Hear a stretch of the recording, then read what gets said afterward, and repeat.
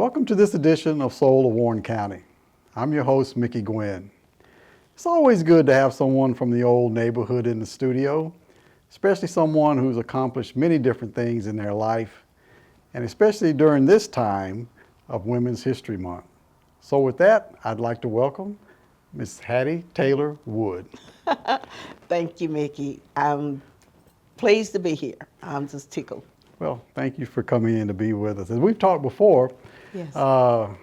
You grew up right beside my granddaddy on my mom's side. Yes. I was so impressed by that. I've told everybody, I said, Mr. Winton and Miss Mary was Mickey's grandparents, Yep. and they were our neighbors. Yeah. And I said, Mickey, you must not stopped and said hi, because I know the two oldest. I don't know you. Yeah, I sort of got lost in the shuffle a lot of times, And of Well, course, you I knew were your brother young, though. Howard. I You knew were- him. Yes. But yeah, we used to make that trek from almost the end of Main Street because we were one house away from where East Main stopped at the river. Yes. And we'd walk all the way across town. Of course, back in them days, that's how your mom didn't drive. Daddy was working, so we walk all the way across town, down Edgefield. Yes. And then down to Factory. Yes. Factory Street, and go down and see Dad. His mom. We always call him Dad. And Yeah. my daddy used to work at Walker Lumber Company, so he'd come up to the fence on that tractor and see us while we were down there. And See, we knew him. yeah, never thought twice about it. I mean, we just start walking. Oh, we walked everywhere. Yeah. We didn't have a car either. Yeah. We walked everywhere. Yeah, I enjoyed going down there and seeing him, and we talked about the railroad tracks. We'd go up there and put pennies and things on the railroad tracks so the train would mash them and stuff. And I thought, you did too, Mickey? Yeah, He said, did. we'd climb up that little hill and get up there to the tracks and put coins on the rails, and but that was back in the simple life. That was a lot of fun. These kids these days wouldn't understand that stuff, would they? Oh, they wouldn't. They wouldn't get the pleasure out of it that we did either. Oh no, You no, and especially since all of that's gone. I mean, Yes. Edgefield is still there, and Right. and then the housing projects start now where we used to walk down through that area. Yeah. So most of that's even gone to even try to show people where it was. Yes, That doesn't even it's- exist anymore. But you went to Bernard. Yes. And you were there. You were there for what grades were you 10 in? years. Okay. I was there for 10 years. Okay. So you finished up then at Central or City? No, city. City. Yeah. Okay. We in our little area, we all went to city. A few people broke out and went to Central, but Right. we pretty much went to city. Oh, okay. Did you have Miss Stamps? Were the Stamps there? Oh, yes. Miss Stamps. Oh gosh, she was next thing to being a second mother to all us first graders. Yeah. She was such a fabulous lady, She was real mild mannered. Well, like your mom is. Your Right. mom's like that too. Oh, yeah. Just real sweet and mild mannered, and it was good to have her as your first and second grade teachers. We used to have 2 classes per classroom. Right. At least when I went, you're Right. younger than me. Yeah, I had Miss Stamps, and it was interesting you say that she was so nice and easygoing, and Professor Stamps. Not that he was by any means he wasn't a mean person, but anyway, He's but just just his size and his voice. It was like they were just polar opposites of each other. Opposite. Yeah. Because he would yell at some of the boys that weren't acting right. Boy, get in here. I thought, Yeah. he's not going to yell at me. He kept things together, because I remember walking in. We went to the auditorium at least when I was there. To the auditorium no, every we did morning. too. We went every morning. Yeah, and had he would make announcements and things of that nature. And I'm trying to. I remember at one point the senior class walked in. We had to stand until they walked in. They played pomp and circumstance. They'd walk in to the front row, and then when they got there, then everybody would sit down at that point, and he would go through the announcements and stuff.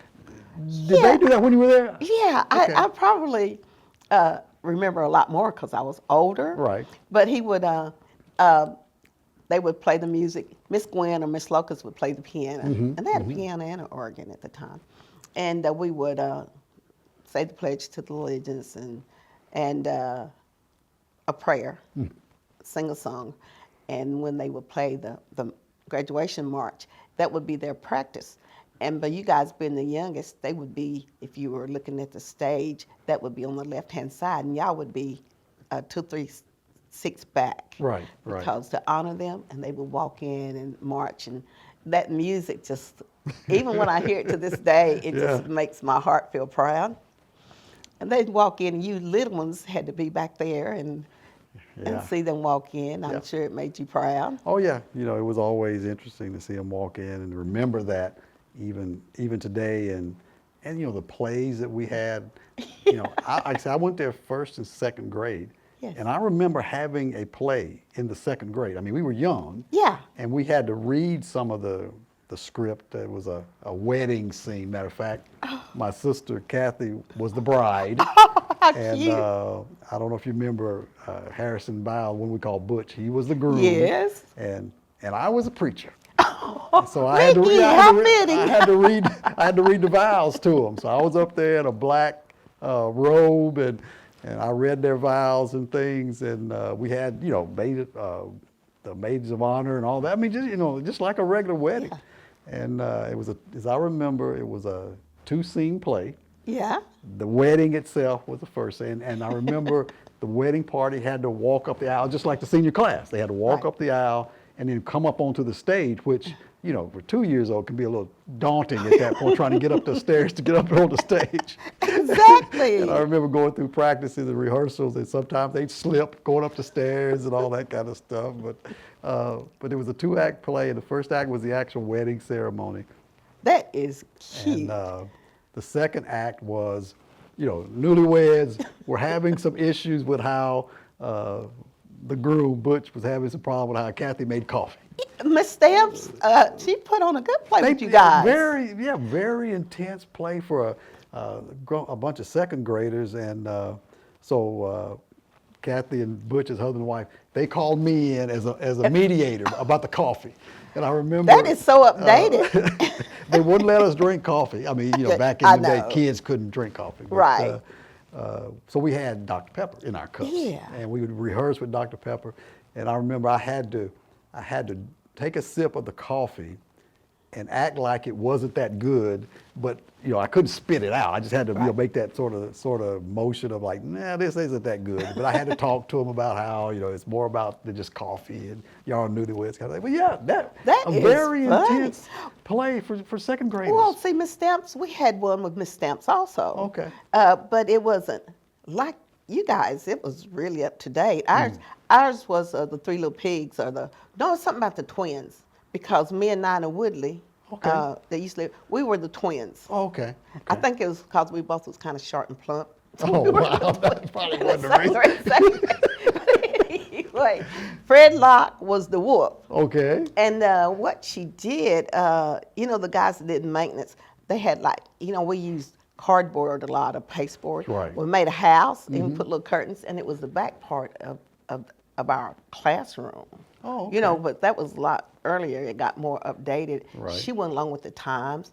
And I just mostly remember that Fred did so good, it was almost scary that he's going to get in there and eat us. So I just remember him coming. She had him like a wolf, and we were the twins, and we were scared. And but that's all I remember is how scary he was. So we thought he was going to come eat us. We were in the second grade. Right. And that was fun. Yeah, I'm sure. And the house was really cute. It's a cardboard house, and we were standing up in it. It had a door and had the window, just like a real little house. And I don't know what else she put around it, but maybe something in pots that looked like flowers or whatever. Yeah. Yeah. So those memories, never go away. I mean, that's been so many years ago, but they never go away. Do you remember when Professor Stamps came out and told us about we were going to be going to different schools? Do you remember that? I remember it a little bit. Well, see, I remember before then, because I always wondered, sometimes he would get really emotional. And we'd have a lot of people, we'd have the superintendent to come tell us stuff that wasn't necessarily true, that I didn't know at the time. And we'd have a lot of people come speak, And then Miss Swingle, sometimes she was the truancy officer. remember I that name? remember her. Yeah. She was funny. But anyway, she was strict too. But I remember Professor Stamps. I guess what runs through my mind a lot is he would say, like whatever boy that didn't come, it wasn't bad for our whole school, 2 or 3, Right. Miss Swingle would come get them, bring them in, and whatever. And their parents would be at work. You get in trouble with your parents back in them days. Oh, sure. So but Professor Stamp said, boys, there's not going to be any digging graves anymore. Automation is going to get you. Automation is going to eat you alive. And he would get real boisterous and loud about that. And sometimes he'd have tears in his eyes. And I thought, oh gosh, this is scary. And then sometimes I thought, does he really feel that way? And he was right. Prophetic. And it's Yeah, true. Yeah. I didn't know it at the time, and he would always say that. And I don't totally remember how he told us, but I do think that the superintendent, I can't recall his name now, but I remember him real well. He came in, he was telling us how good they'd been to us and why we weren't happy. And that made me really sad, too, because it wasn't that we weren't happy. We didn't know any different. Sure. And he said, he said, now you have a swimming pool, you've got a typing room, and we actually had a typing teacher. But it's too little, too late. We were, it was already happening to the government. Yeah. And I just remember how funny it felt because we were all going to be separated, and we were all such close friends. Yeah, I remember the emotions of it, but being, I guess at that time, 7. Younger. I really didn't sort of understand truly what that meant, but it gave us opportunity when we did go to the newer schools and integrated schools, that I think that was the first time I ever got a new book. A book that didn't have other names already written in the back of it, that already had been used. And not by Bernard students. No, we got we the didn't know hand-me-down them. books from the city schools. Filled up. primary. We didn't know them. And I remember getting the first new book and opening it up and how it was sort of stiff. How did it to feel? open up. How did it feel, Mickey? Sort of stiff opening the book up and and sort of the smell of a new book kind of thing. And You then had you a start spot to for your realize, name? yeah, and you were the first name on there. Well, Mickey, I can top you again. It's good that I was a little older. Right. One time at Bernard, we got a box of this one subject, new books. And we had the same feeling. We were delighted. I mean, you thought Santa Claus had come to Bernard. Right, And right. we were really so tickled. And we got to write our names first in those books. Yeah. Y'all got to write them later. Yeah. But you knew who the people were that was on that page. Oh, yeah. Which, Oh, yeah. And then, then we went to city. And then, guess what we found out? What was that? Those books were overrun and outdated also. Oh, And it just really it just took the wind out of my sails. yeah. Yeah. Yeah. And I just think back and I must admit, I felt like, integration in McMinnville went pretty well. I mean, we didn't Me have, too. I don't think, a lot of problems a lot of the bigger cities had when they integrated schools and things Exactly. of that nature. I think it went well. There were little isolated incidents and things of that nature. But, I think back at that time, City was the City High Rebels. The Oh, mascot yeah, was a Confederate they were. soldier. And they had rebel right, rousers yeah. everywhere. They had flags, Right, they had yes. cannons, and we had to go and sit through that. Yeah. I think about that now, and it's probably like, well, that wouldn't go now. these Well, I days. thought about it then, Yeah.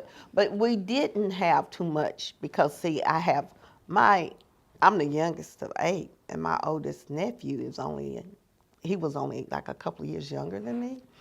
And they had a lot of trouble. A lot of them kind of quit school. Right. But my nephew said it wasn't the children as much as it was the parents. He said the parents would come and want to cause a lot of trouble getting off the bus. He said it was so terrible, it make you want to take a knife or something to school just because the parents were teaching the kids to be so mean. Right. And he said, we get along with the kids really well, but to the parents, would get involved or cause trouble. Yeah, and it sort of goes back sort of that old saying back then. People would say, well, when the old folks die off, we'll be okay. You know, we'll Yeah. all get along great. Yeah. The new kids are a lot more accepting of the different races and all. And, you know, it's sort of funny to look back on today and we still ain't got there. And them old people have all died. I know. They've died a couple of generations But I think ago. they trained them and taught them well. Yeah. You I know. think. And that's, once again, Yeah. not trying to throw a blanket over everybody. It's just that small, probably me group either. Me that either. that have done that. But it's I just thought about that when you said about the parents because Yeah. that was, you know, supposed to be the cure-all. Well, when they die off, Exactly. we'll be okay. And Exactly. obviously that hadn't happened. So after City, you went to college? No, No? I wish I had. Well, I couldn't afford it. We were so poor, I'd say, and it's so much I didn't know. Right. My parents were older, and I didn't know that in some things you could maybe get a little help. I had relatives in Nashville, well, siblings that I could have probably stayed with or tried. But I didn't even know where to get the money. I felt like my parents needed a little help. Went to work. You know, I wish I had. You know, I'm married and got a kid, and then another kid, and then I did go to trade school. Okay. And took drafting for part-time for about a year and a half, and I really enjoyed that. It was hard because I worked full-time also. Oh, wow. Yeah. So, you know, it's a little bit mean to do that. And then I did some more things in my life. You know, I took extra classes doing stuff, but it made me, I went to junior college for 2 years, almost, not hardly 2 years, 3 semesters, I guess. Okay. For, you know, and I really enjoyed it. I was quite old when I went, but I enjoyed it, and I did better than when I was in high school. I took it more serious. Sure, yeah, I was going to say probably because you took it Yeah. more serious, a little bit more Yeah. mature. But I would imagine there wasn't a lot of ladies in drafting classes. That was I was almost the only one. Yeah, I was saying that pretty much was a male-dominated Yeah. field, and I can remember those days in high school too of taking drafting class, and I didn't do well at all. So I honor you for being. Well, able to- it wasn't that I was that good, but Right. when I was at Bernard, I would draw. I used to draw a lot, Oh, okay, and I would draw. okay. You know, I liked drawing, and then I was much better at math than I was English. Okay. You know, and I thought, wow, I'd like to learn some of that. So, you know, that's kind of what I did. And, you know, you're talking about going to college. Usually, we were so poor, you want to get out and help your parents. And, you know, it's kind of like this joke that I had told you about our insurance guy. You know, my husband was complaining because the insurance is so expensive, and he has this old dump truck he needs to let go, but he won't. And the insurance on a dump truck it's not like when he was using it, and then it's much older now. Right, right. And when you use it, it's different. But you got to have the insurance on a dump truck is so expensive because imagine. Something terrible can happen. Sure. Yeah. So he was telling the insurance guy, he said, you know, we're on a fixed income, and our insurance, what can we do? Our insurance, that dump truck and stuff is going to be so expensive. And us being on a fixed income is not making it any easier. And our insurance guy said, well, Henry, we're all on a fixed income. He said, but some of them's fixed better than others. So I feel like that about being poor because, you know, as I mentioned to you, I always thought people on East End, some of them had better jobs than what my parents, and it seemed like they had a little bit more. 1 or 2 of them had cars, and they had a store in the neighborhood, which is too far for us to walk. Right. We would go to the railroad track store. Right. And I thought about that when you said, no, we had an outside toilet too, just like the rest of you. And I thought, well, I said, I guess it's like that insurance thing. We were all poor, but some of them I feel is poorer than others. You know? I think so. I think so too. Yeah. I mean, when when my mom showed me the deed to their house, the first house that they bought, Yeah. and she had told me that they had paid $1,300 for this house. And Not it was on a big, $13,000. big lot. I mean, it was probably an acre worth or more of a lot that it sat on. Yeah, Yeah, I that's said, a Mom, you lot. mean 13,000, right? She said, no, 1,300. And I'm like, Ma, y'all didn't pay no $1,300 for a house in that land. She said, I'll show you. She still had the original deed. She brought the deed in there and she showed it to me, and they paid $1,300 for the house and the land around it. No indoor toilet, like Right. I remember and they had put the outhouse about 3 feet from the back door. I know you want to get there quickly, but that's a little close. So they moved it a little bit farther out, and then finally they were able to get a bath added on to the house, and I think we had running water just in the kitchen, and they were able to run. Well, that was a Yeah, blessing in those yeah, days. yeah. Mine was outside the porch, and we didn't get to put.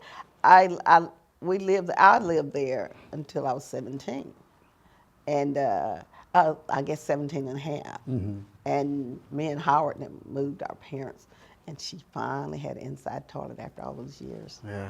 Yeah. Yeah. Hard looking back. It's hard to believe we sort of went through that, but Yeah. everybody was going. It was wasn't. okay. Yeah, we Yeah. made it. We made it Yeah. without air conditioning. The house didn't have any air conditioning by any Well, how did means. we Didn't- live? No insulation. I remember. It's true. They finally got enough money to get Freddie Martin. Ralph Yeah. and Conchita, their Yeah. brother, older brother. So I know He did Chiquita that real kind- well, yeah. and Era Joe. Era Joe, yeah, their Yeah. brother, their older brother. He did like sheetrocking and stuff. Yeah. Finally got enough money to get him to come down and put some sheetrock up and put some insulation in the walls. So they had was no good. That was good. insulation in the house. Yeah. So, but like you say, we No we air made it. conditioning. And you know No what? problem. I don't have any qualms about that. My sister really did, though. My older sister, the one, Lisa, that's 8 years older than me. Right. But I don't, because I was loved. I had food. I had friends. We did fine. The only thing I really regret or didn't like was the outside toilet. Because if it was dark or something, Mama go with me. Yeah, that was an inconvenience that a lot of people, like I say, these days won't even be able to fathom, more or less know that we went through those kind of things. But yeah, we had the same kind of Exactly. issue. You had to take a flashlight with you to go out You there, did. and you In the sort of summer, looked you- around Before before you see a snake. That's what I'm saying. You sort of looked around to make sure there wasn't anything else in there, So I remember those days very well. It's funny. After we got indoor plumbing, Yes. like I said, we'd move the outhouse farther away from the house. Right. We used it as a storage shed. That's where Daddy Yeah. put all his stuff. It's something He didn't else throw to it away. do. He used it as a storage shed. Exactly. It was a funny incident with my sister Maddie. She's 12 years older than me, but anyway, they were taking care of her mother-in-law, and she didn't. Here's what she did. You remember Lock's store? Oh yeah. They had Oh, yeah. everything. Oh yeah. So we went to Lock's store. I was young. I was always tagging along behind her, and she went in. She's trying to be proper, and she said, "Well, do you have any night chambers in stock?" And the young lady said, "Night chambers?" She said, "Yes, a night chamber." And she said, "A night chamber? I don't know what that is." And then Maddie said, she said, she needs to go to the bathroom and she can't go out and she needs to use this, it's not like they had the chairs like they do now. Right. And she said, "Oh, you mean a slop jar?" I'll never forget that. And Maddie said, "Oh, yes." She was trying to be sophisticated and she didn't want to say a slop jar. Yeah. Well, that's what because that's what a lot of people did, especially at night. The little young- not to have to go out in and the dark younger ones, Yeah, they would them have old them ones in had the to go.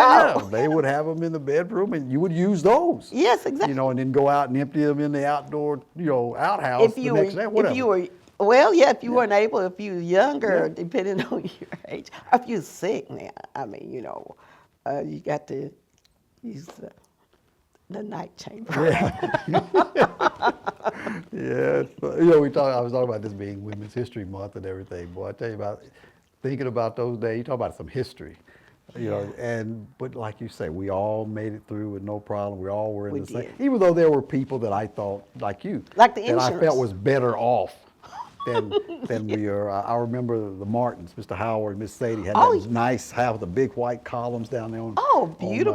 On It's Elder like one of those Street. slave houses. Yeah, like a Master plantation. had, plantation house. Yeah, and I always thought, well, they're rich. You look at the house they live in. They're rich. So there were some people that you sort of thought that way about, but other than that, we all were all in the same boat. There was nobody sort of bragging about what they had and things of that nature. And I just always remember though that the people who moved away and went up north, when they would come back in the summer to visit, Right. they always came back in new cars and all this. They did. And I always asked them, I'm like, Nice why clothes. Yeah, you know, like, why don't we move up north? They come back in all these new cars and all this kind of stuff. And of course, they got to work in factories. They worked and up we in weren't the car allowed factories to work up in there. factories. They worked in the auto industry up there, and but some of those big cities they lived in had their own problems. They would come back and tell us, no, y'all, you know, this crime is hard. Well, that's like Nashville. You know, my people ran in Nashville, and I knew I didn't want to live in Nashville because of all the hoopla, but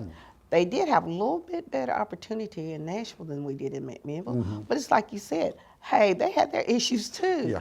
And some of them I thought were worse. Yeah, and I guess must have been the mid-'60s. I'm thinking back. I remember a few families brought their kids back to McMinnville when the riots were going on in Detroit and those areas. Yeah. They brought the kids back. They said it's just not safe up there. So they brought them back. They spent that summer in McMinnville till all the riots had sort of died down and all that kind of stuff. And then they came back and got them to start school. But those were the kind of issues that we didn't have to worry about. Exactly. But they brought them. There was a few of my friends growing up that came back from that were raised or born in McMinnville. They went north with their family. That came back during that summer because of all the riots that were going on. So it was safer. yeah, it was. Yeah, They it was said safer. bullets are flying through your house, and you're always on the watch. And at night, fires are going on, and people are out, looting and stuff. And they said it's just not safe. So they brought them back during the summer and stayed in McMinnville during the summer. I knew a lot of people kind of would come back somewhat for the summer. I know the Cope girls. Yeah. They would come back for the summer.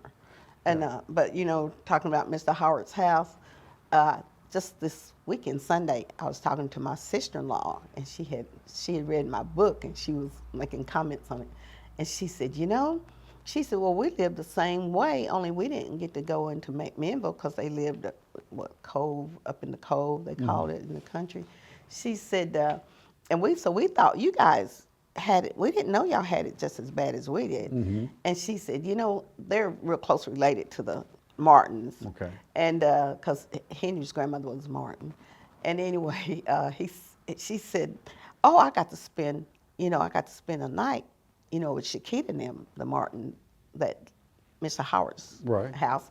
She said, I went in, she said, they had inside plumbing and a bathroom. So she said, I told them, I could stay the whole weekend, and which was fine with them. She said her mother sent someone to get her after that first night, because she said, I said you could spend the night, not the whole weekend. She said she thought she had died and went to heaven. And then her mama gonna come and snatch her up and bring her home. But she was laughing about that, and she said they had inside plumbing. Oh yeah. This is big time. Yeah, Big I'd want to stay. She wanted to stay at least the weekend. Right. She said, here comes somebody. Said my mother sent them to get me. Yeah. She was so disappointed. And it's interesting that you say that, because as I was doing some research on Pleasant Hill School, Yes. they had a sort of 1st through 12th grade school out in Pleasant Hill where Oh, they went Mr. to Marvin 12th? was. Well, yeah, but they had to come into. To us. Yeah. But what they were doing was, I guess at one point they could stay there to the 12th grade, I believe. No, I don't think so. Really? Because see, that's where Henry went, Oh, really? and it was only the grade school. Okay. And the reason I say, and it may have been the younger grades. Now I think about it. Maybe it was the younger. And maybe they wanted to build a new school out there. Yeah. And Mr. Marvin Luss Sr. and a number of the people out in Pleasant Hill were against that. They didn't want their kids to come into Bernard at that time, and one of the reasons he said was that the city kids, black kids, made fun of them because they wore overalls and things like that. That they made fun of their kids that would come in from the county into the city school, and he didn't want to subject the kids to all that kind of thing. Something you don't think. You don't think. I never knew that either till I was reading some articles out of the Standard about the debate on building this new school at Pleasant Hill. And at one time, I guess they were promised that they would build a elementary school out there. Yeah. And then as they got closer to doing that, some of the county commissioners and the education board said, you know, we're not going to waste money on a school with Invest. that smaller group of kids Yeah. out there. They're going to have to come into town. Yeah. But yeah, he made that comment that the city kids, you know, would laugh at them and things like that, and they didn't want to put them through all that. And I was saying to myself, you never thought that would have been an issue, but When you think about it, kids are so mean. well, yeah, Yeah, and there they're was a mean. bit of And they that. probably, because, you know, I know Henry, he didn't remember me, but I remember like his older Arb and them. Mm-hmm. Well, you know, after like we would call junior high, Mm-hmm. or high school, they came to Bernard. Henry went to Bernard 1 year, Okay. and then he went to Central. They integrated before we did Okay, into city. okay. Yeah, because I know that was where we used to say the county kids went to Central, Yeah. the city kids went to City High, and there was, you know, always that sort of debate about, you know, were you from the county and your city? Not like you say, none of us had anything, but it was just true. that you were in town, and Well- back then, when you thought some kids thought they were better off. Well, that's like me. You know, it was looked down on that live in the bottom. Mm-hmm. If you think about it, they say, "Oh, she lives down there in the bottom, Yeah. down there in the bottom." Yeah. You know, it's derogatory, and that's why I thought that you guys had money because you lived up at East Main and East End. Yeah, well, I remember those days too. Yeah, down so- on Factory Street, and Congo was down there. It Yes, was like, you oh know. yeah, I remember those days of people saying that kind of stuff. Yeah, and Congo, Factory Street and Congo was kind of on the same plane. Oh, and then I don't know why, but they always have, I remember when we lived in Oak Ridge, it was something called Scarborough. They always have like a derogatory name in a black area. And you know, that's kind of the way it was when we were Yeah, growing yeah. up. I remember that you mentioned. I remember there was those talks about, you know, you don't want to go down there. You know, like I said, that's down in the bottom. You don't want to go down there. That's why I was impressed that about your Mr. Winton, your grandfather. I thought, oh, so y'all came down in the bottom. Oh, I yeah. think you could see that on my face. Y'all came down in the bottom. Yeah. Yeah. We came down there, and when my uncle Lawson, when they called Frog, Gwen, when he Yeah. married Miss Virginia Fuchs, they lived on Congo. So Yeah, we they came down did. there. Yeah. We'd come down there all the time. Yeah. So that's where our relatives were. So yeah, I was very familiar. So you were familiar with Congo and Oh Factory. yeah. We Yeah. used to come down there. We walked down there all the time. We used to go down, like I say, down to Edgefield and go down through there. And the lady that lived on the corner. I can picture her right now. Was it Mag or Miss Maggie? The older lady that was related to Gwen lived in the next house to Mag lives on the very corner. Right. Gwen's auntie. Yeah, I remember going down. Gail's auntie Right. lived on the very corner, and Gwen's grandmother and them lived up on that little hill on that yeah. next Yeah, house. but yeah, we used to go down there all the time. All the time. Well, Yeah. I learned something new. Yeah. So, you said you've done a number of different things throughout life. Tell us some of those different occupations that you've had. Occupations, other than raising children, that was challenging. Oh, yeah. But you know, but it was okay. They were very, very busy themselves, Mm-hmm. but it was very, very hard working full time all the time. Oh, I imagine. So I don't know. We were in sales, and I mean, when we left here, Angel was the youngest, and we moved when she was 6 months old to Cool. Okay. And then we had the company want us to move. They wanted us to. It was Barnes & Matic Fire Alarms for the houses. Very good. We still use ours. But anyway, we ended up moving to Oak Ridge to start a organization. Okay. So we lived there about a year, and then we moved to Washington Courthouse. About a year. That was my worst experience. One of the worst experiences that I ever had. And why? Well. Culture? Yeah, Yeah. I was finding me a job. You know, Henry's brother said, "You find a job everywhere you go, don't you?" I was finding me a job, and I was at the employment office. In those days, you go sit down, Yes. whatever. Right. And this young man, he had the very most perfect job for me. So he talked to them at the courthouse, you know, where I can hear, and he said that, and they wanted someone like to trace or make more about the maps that were just crumbling. And they said, well, you wouldn't have to do a lot of this and that. You just kind of more so trace it and redraw it, whatever. And he said, you know, she has drafting experience. You know, she went to school drafting. And he said, well, that'd be more than enough. That would be great. So anyway, I was all dressed up, you know, and even as my son said, I had my face on, heels, the whole 9 yards. Then I went for the interview. He sent me with my little card. So I step into this place kind of downstairs, you know, at the old courthouse. And this lady looked at me really strange. And I thought, uh-oh. And then this really tall, red face, heavy set, Caucasian man walks out. And he said, I don't know why they sent you because we don't have a position available. But if that's never happened to you, because I knew that happens, Right. but if it's never happened to you, you can never know how it made me feel. I mean, I just had to take to my bed. It just, and the guy, when I went back and told it, he couldn't believe it. You know, he couldn't, and this is in Washington Courthouse, Ohio. Right. He could not believe it. And it just about made me sick in my stomach and all this. Imagine. So, you know, it's, that feeling is kind of like, one lady told me, she said, you know, there's only 2 pains in this world. She said, major and minor. If it's not yours, it's minor. So if you feel that, then if it ever happened to you, you would know how I felt. It's just like we know how our parents felt now when we try to raise our children, and you know, all the trials and tribulations. But that was the worst. Then we moved from there back to Tennessee to Rockwood, and we was over there by the university. And then they wanted us to move to Nashville. I said, no. I heard that your wife did that to you. Yeah. I said, I am not raising my children in Nashville. So we still had the house that we lived in Coupal for those Okay. few months before we went to Oak Ridge. So we moved back to Coupal to that house. And then Henry wanted a farm, so we got a farm. And but anyway, when we lived in Rockwood, I worked for Sears in Harriman. Okay.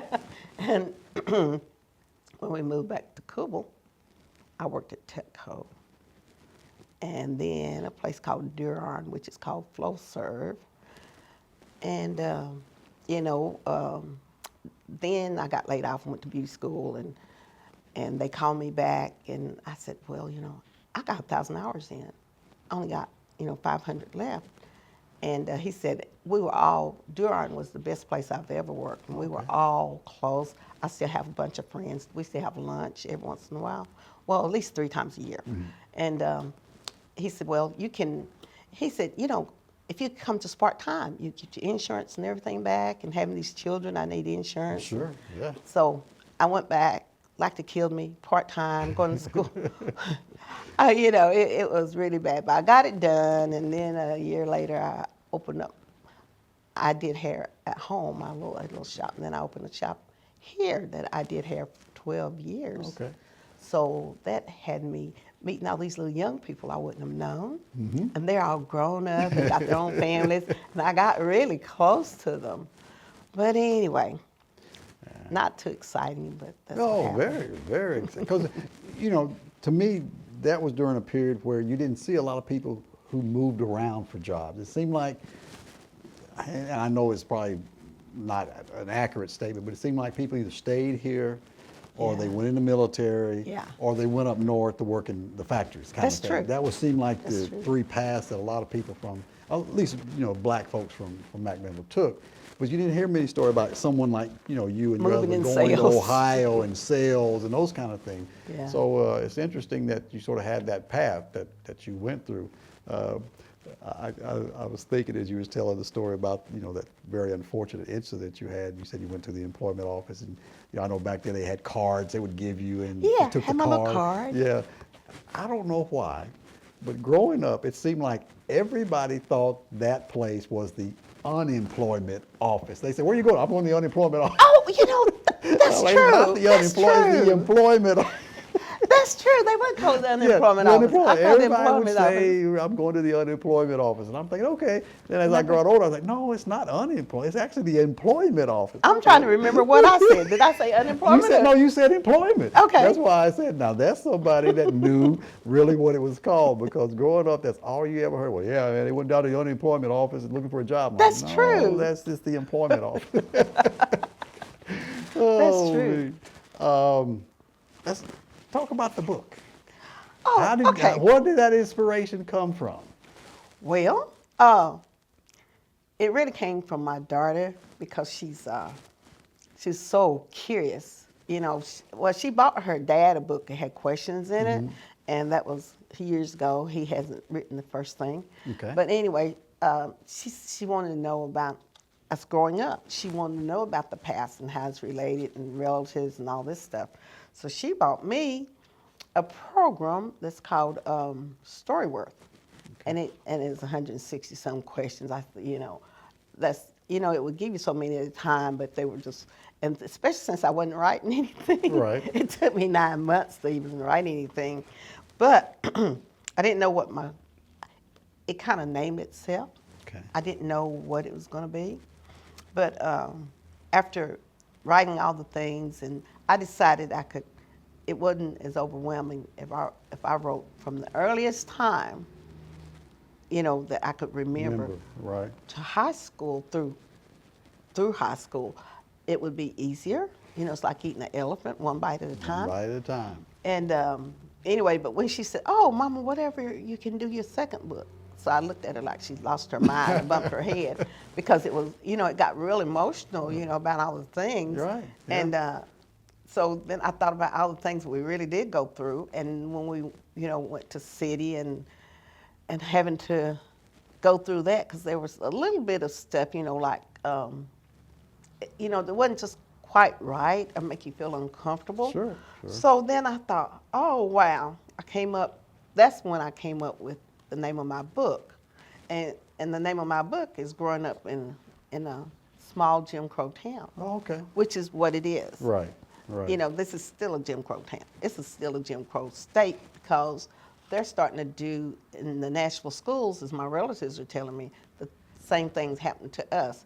They are pushing to have a better education for the people they're giving vouchers to.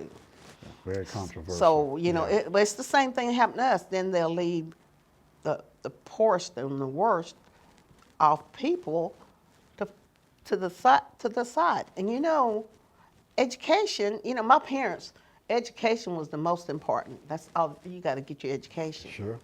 So, Same with mine. I see it again, it's just repeating itself, and it's terrifying to me. Yeah. So. And it's sort of interesting that we're back at that stage. 'Cause I can remember growing up as a kid, neither of my parents graduated from high school. Yeah. They neither graduated Yeah. from high school, struggled when we were in school because they really weren't able to sort of help us. I mean, in fact, I used to go see Miss Gwen, that Yes. taught at Bernard for all those years. I used to go get sort of tutoring for her, because when I remember Now, my that's mom some called good Modern tutoring. Math came out. Some good tutoring Yeah, oh from Miss yeah, Gwen. she was tough. She was She tough. was tough. I had her. Oh yeah, yeah. She's well known from people who went to Bernard for such a diminutive lady. She gathered your respect for sure. She's about that wide. Yeah, very small lady. But even though they didn't have the formal education and things of that nature, they always pushed us too. You got to go to school. I mean, we never missed school. You got to go to school. You got to go to college. didn't. No. And when Larry graduated, he went to college. So Yeah, that was good. because they kept saying that's the way out, if you Yes. will. You got to get educations, and so we're sort of back at that now too, because I feel the same way, that education is the key. And I know, just like you do said, too. after high school, I just wasn't ready to go to college. Understand? Well, I Not was everybody- kind of ready. Yeah. I didn't have any money. Well, yeah. sort of Well, I me. guess I wasn't Same. ready, was I? But anyway. And, yeah. and I think, as I tell people, college is not for everybody. I mean, there's That's plenty true. of trades that can Yeah. pay very good money, but I think you need either one or the other, because Well, they got rid of trade schools. yeah, Worst a lot of thing that they've kind ever of stuff done. started to go away. Yeah. But I just tell people, if you don't have the credential to get your foot in the door, Yeah. the door's never going to open for you. And it doesn't have to be a 4-year degree. It doesn't have to be a doctorate in anything. It could be a skill. Yeah. And even if that skill is something that is unique, and I look, when you talked about drafting and going to that, you know, and as a female kind of thing. If you've got a skill, and I look at sports stars as somebody that epitomizes that, musicians, people of that nature, a lot of those folks don't have formal education, but they Right. have a skill But they have a that they can skill. sell. I said, you got to have something because you don't want to get in a position of where these are the requirements just to apply and you have none of those. So you're not going to get those kind of jobs.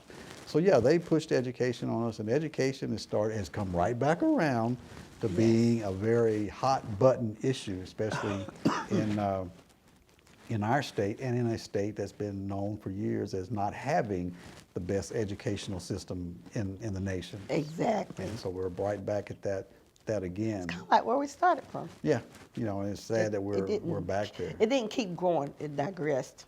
Yeah, You know, my mother, oh gosh, she had such a hard life because she didn't have any parents. She was like she's an orphan. She's Right. orphan, and she was treated like an orphan.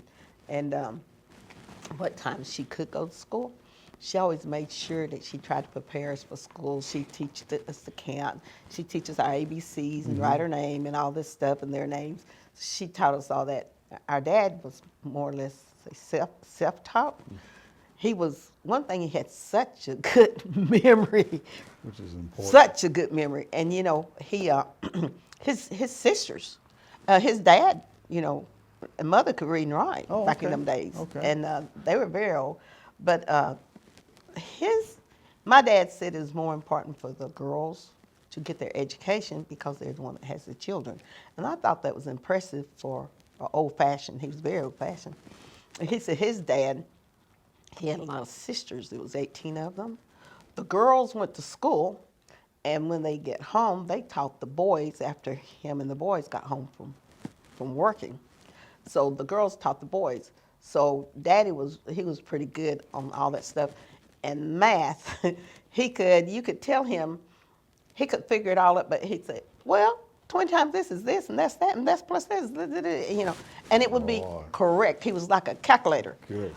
But Very he fortunate. didn't know how to put a formula, like in algebra, he didn't know how to put it together, but he could work it out because he knew he was so good at math. Right. So he couldn't help us, you know. Mama could help us on the little stuff because she didn't get to go to school at all. But he was self-taught, and he read everything. He read everything he could get his hands on, and he did that even when he was young. Mm-hmm. And I know the best, what he liked more than anything was talking to a preacher because he always knew the Bible more than the preacher, you know, because he read the Bible. He would read it to us and Right. stuff like that. Yeah. And if you miss school, you best be dead or died. Well, that's You what it don't want was, that yeah. man with that big, strong man with the left hand get a hold of it. We were the same way. We just didn't miss school, and I think it's important too for people who do things like you do, write books, write it down, because you know I'm affiliated with the Black History Museum here. Yes, and you're a writer yourself. And I'm a writer myself, but what I noticed is we went through a period in our previous generation where people, it was all sort of oral. You Yeah. know, your mom did this, your dad, your great-grandfather did this, he was a slave, blah, blah, blah, blah. Yeah. And when you get up to our generations and you try to go back to capture that information, those people have passed on now. So you're trying to Right. go through what people consider to be archives, official archives, to try to trace that history and things of that nature. And sometimes it's hard to find. I mean, we've It's even hard to seen find. at the museum, we looked at a census, and a Yeah. family that we know is a black family Family. was in the 30-something census as a white family. Because, Oh. yeah, so, you know, those kind of things aren't official all the time too. And I was at a conference last week, and there was a lady that worked at a historical society, and she said, how do you confirm a historical accounting? You know, where can you go to say, okay, it's right there in X book or this whatever? And we were all discussing that. It's like, sometimes you can't do that. You You can't. just can't go back and say, if you go and find this document in the, in the tax assessor's office or wherever, I said, you're just not going to find that. Sometimes you just have not. to say, this is passed down through oral accounts of what happened, and sort of a caveat that, it may not be That's factually like us 100% losing true. our Factory Street and all Right. that, not the same difference. Yeah. But you know, Gwen's writing a book. Well, she's the writer. She's wrote several books, but she's writing one where she went in different towns finding like ladies that are 100 years old. Oh, okay. And she's found a lot of ladies that were in the whack, and she takes she tapes it, and she'll have these interviews with these people, older people at their house, and she's documenting it. So that's going to be really good. It's going to take her a while because she's went all over. That's what you have to Doing do. that, yeah. You have to document it. And I think when you're growing up and you're smaller and you're like, document this, this is present time. Yeah. But if you had those people who were doing even their photos and things, it makes Yeah. it so much easier. But, people like yourself who's writing and then putting it in a book, it's hard to dispute that when you can go to a written document and say it's right here. So definitely appreciate you doing that, and all the best. Well, On I your book, appreciate ever how many that. volumes it's going to be, whether it's Okay. a trequel or whatever it might be. Okay, Mickey. And once again, thanks for coming in today. Appreciate Okay, it. thanks for having me, and I hope people will enjoy my book I'm again. sure they will. I'm sure Growing they up in will. this Jim Crow town. All right. Is it available for people to purchase now? Or are you waiting? It will be shortly. Okay. Maybe a couple of, I'm hoping not over 3 weeks. Okay. Maybe Good Friday or something. I'll get with you guys up Okay. there. Maybe I can Let us have know. a book signing. Yeah, let us know. We'll do Okay. something like that. I'd appreciate that. All right. And you have to come back to see us for the next edition. You bumped your head too. But I appreciate it. Thank you so much. Thank you. And thank you for joining us today. Please join us for the next edition of Soul of Warren County. Until then, this is Mickey Gwynn, and make today and every day a great day.